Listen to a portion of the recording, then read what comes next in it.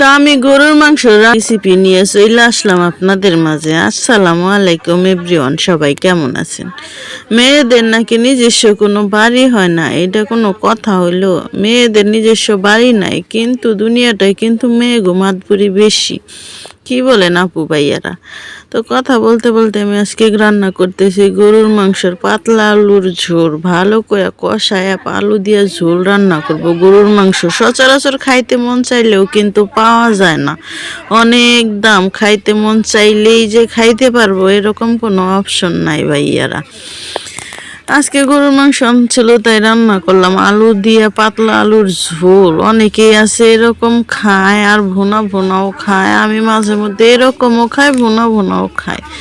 তো যদি সবাই ভালো লাগে আমার ভিডিওটা, অবশ্যই আমার চ্যানেলটা একটু সাবস্ক্রাইব করে দিয়ে একটু পাশে থাকবেন। ভালোবাসার বন্ধুরা সবাই ভালো থাকবেন।